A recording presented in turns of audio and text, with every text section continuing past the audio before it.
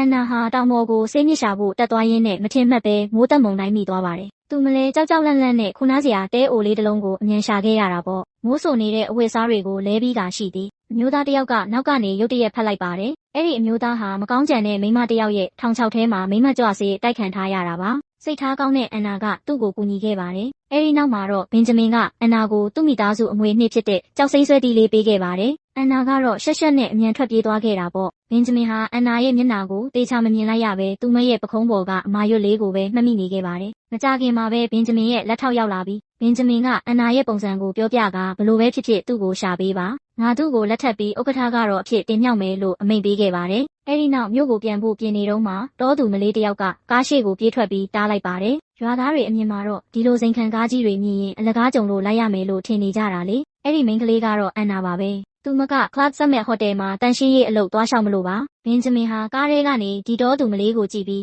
းတမျိုးကြီးရင်းနှီးနေတယ်လို့ခံစားရတာကြောင့်ကားပေါ်ကမမောင်းချပဲဟိုတယ်အထိလိုက်ပို့ပေးခိုင်းလိုက်ပါတယ်။ဒါပေမဲ့ဟိုတယ်ကအလုပ်အင်တာဗျူးကလိမ်လည်လှည့်ဖျားမှုကြီးဖြစ်နေပါတယ်။အေဂျင့်ဖြစ်သူမ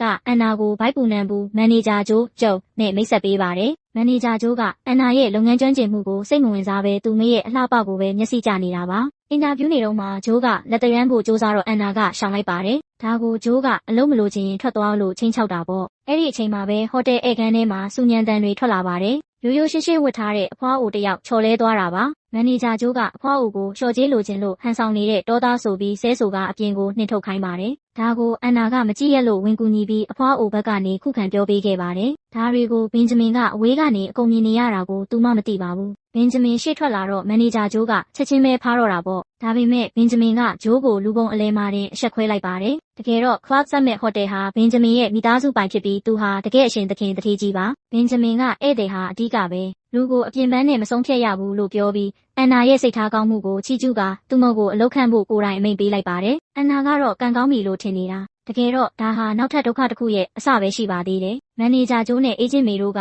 အန်နာကိုရန်ညိုးဖွဲ့ပြီးအလုပ်ဝင်အောင်ပွဲခံစားပွဲဆိုပြီးဟန်ဆောင်ဖိတ်ကအရက်တွေအတင်းတိုက်ပါတော့တယ်။အန်နာကအရက်သိမ့်မတော့နိုင်တော့ခဏလေးနဲ့မူးသွားပါတယ်။အဲ့ဒီနောက်ဆုံးခွက်ထဲမှာသူတို့ကအိတ်ဆေးတွေခိုးထည့်လိုက်ကြပါတယ်။မေကဂျိုးစီကနှုတ်ပိတ်ခါယူပြီးတတိမိနေတဲ့အန်နာကိုအခန်းထဲပို့ဖို့ကြံစီကြတာပါ။ဂျိုးရဲ့လက်ကအန်နာကိုထိတော့မဲ့အချိန်မှာပဲသူမဟာအသက်ရှင်ခြင်းနဲ့စိတ်နဲ့ရုတ်တရက်နိုးလာပြီးဂျိုးကိုသတိလစ်သွားအောင်ကန်လိုက်ပါတယ်။အဲ့ဒီအချိန်မှာဘင်ဂျမင်ရောက်လာပြီးအန်နာတခုခုဖြစ်နေပြီဆိုတာသိလိုက်ပါတယ်။လေထဲကဆေးနှန်းကထိုညကိုသွားတတိရစီရကြောင့်အန်နာကိုပွေ့ချီပြီးသူနေတဲ့ဥက္ကဋ္ဌခန်းစီခေါ်သွားပါတယ်။တစ်ဖက်မှာလည်းဘင်ဂျမင်လွှတ်လိုက်တဲ့လူတွေကအန်နာတို့ရွာကိုရောက်သွားပါတယ်။အန်နာရဲ့အဖွားကိုနှိပ်စက်နေတဲ့လင်နာဆိုတဲ့ကောက်ကျစ်တဲ့မိန်းမကအန်နာအိမ်မှာမေ့ကြံခဲ့တဲ့ကြောက်စိမ့်ဆွဲသီးကိုတွေ့သွားပါတယ်။လူကြီးလူကောင်းတွေကဆွဲသီးပိုင်ရှင်ကိုမေးတဲ့အခါလင်နာကလောဘတက်ပြီးသူ့မကိုယ်သူမဘင်ဂျမင်ရှာနေတဲ့မိန်းကလေးပါလို့လိန်ပြောလိုက်ပါတယ်။အဲ့ဒီလိုနဲ့ဥက္ကဋ္ဌကတော့အတုဟာမြို့ပေါ်ကိုအခမ်းသားရောက်သွားပါတော့တယ်။ဟိုတယ်အခန်းထဲမှာအန်နာနိုးလာတဲ့အခါအဝတ်အစားတွေအကောင်းတိုင်းရှိနေတာတွေ့ရပါတယ်။ဘင်ဂျမင်ကဝန်ထမ်းမျိုးသမီးတစ်ယောက်ကိုတန်ရှင်းရေးလုပ်ပေးဖို့ခေါ်ပေးခဲ့တာလို့ရှင်းပြပါတယ်။စကားများနေတော့မှအန်နာက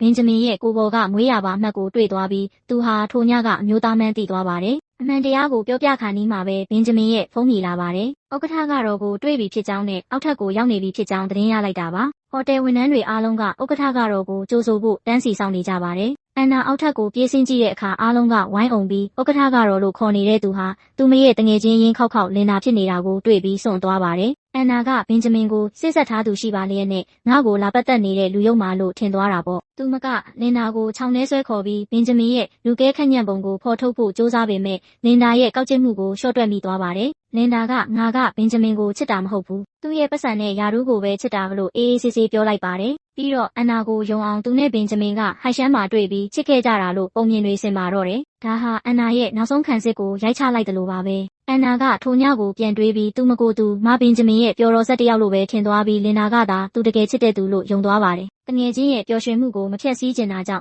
်စိတ်ထားကောင်းတဲ့အန်နာကဒီလိုအချက်ကိုရင်ထဲမှာပဲထာဝရမြုပ်နှံထားဖို့ဆုံးဖြတ်လိုက်ပါတယ်။အန်နာကဂုဏ်ပြုစကားပြောပြီးလှည့်ထွက်သွားတဲ့အချိန်မှာလင်နာရဲ့မျက်နှာမှာအောင်နိုင်သူအပြုံးကြီးပေါ်လာပါတယ်။လင်ဒါဟာအန်နာထိုညကအိမ်ကိုတနာစရာပုံစံနဲ့ပြန်လာတာကိုမှတ်မိနေပြီးအခုတော့အစအနတွေဆက်ဆက်ကြည့်ကဘင်ဂျမင်ကိုကယ်ခဲ့တာအန်နာမှန်းသိသွားပါတယ်။အခုတော့အန်နာရတင်ရထိုက်တာတွေကိုသူမကအကုန်ယူလိုက်ပါပြီ။လင်ဒါကလူကောင်မလေးလိုဟန်ဆောင်ပြီးဘင်ဂျမင်စီကနေယာဒူးကုန်ရှိန်တွေတောင်းဆိုပါတယ်။ ပြစ်မကင်းသလိုခံစားနေရတဲ့ဘင်ဂျမင်ကလည်းလင်နာတောင်းသမျှအကုန်ပေးပါတယ်။လင်နာကဥက္ကဋ္ဌရဲ့ဗီလာအိမ်ကြီးထဲရောက်သွားတဲ့အခါမှာတော့စီးစိမ်တွေကိုကြည့်ပြီးပါဇက်မစိနိုင်အောင်ဖြစ်နေပါတယ်။ဒါပေမဲ့ဘင်ဂျမင်ကတော့သူ့မောက်ကိုအေးဆက်ဆက်ပဲကြည့်ပါတယ်။သူလင်နာအနားကိုတိုးသွားပြီးကိုနန်းကိုရှူကြည့်တဲ့အခါသူမှတ်မိနေတဲ့ရနံ့မဟုတ်မှန်းသိလိုက်ရပါတယ်။ဘင်ဂျမင်ရဲ့မျက်လုံးတွေချက်ချင်းအေးဆက်သွားပြီးအလုံများတယ်လို့အကြောင်းပြကလင်နာကိုအိမ်ကြီးထဲမှာတယောက်ထဲထားခဲ့ပါတယ်။လင်နာကတော့အားမလျှော့ပါဘူး။သူမရဲ့အလှနဲ့ဘင်ဂျမင်ကိုတိမ့်ပိုက်နိုင်မယ်လို့ယုံကြည်နေပါတယ်။ဒါပေမဲ့ရင်ထဲမှာတော့အန်နာကိုဒီမျိုးကနေအမြန်ဆုံးမောင်းထုတ်ပစ်ဖို့စီစဉ်နေပါပြီ။အဲ့ဒီအချိန်မှာအန်နာကတော့ဟိုတယ်တန်ရှင်းရေးခန်းလေးထဲမှာအဝေးကအဖွားစီဖုန်းဆက်နေပါတယ်။သူမရဲ့အိမ်မက်ကရိုးရှင်းပါတယ်ပတ်စံရှာမယ်။အိမ်ကြီးဝယ်မယ်။ပြီးတော့အဖွားကိုမြို့ပေါ်ခေါ်ပြီးကောင်းထားမယ်ပေါ့။အန်နာကဖုန်းချပြီးအလုပ်ဆက်လုပ်နေတော့မှပဲအမှောင်ထဲကအန်နီရဲကသူ့မစီကိုတဖြည်းဖြည်းနီးကပ်လာနေပါတော့တယ်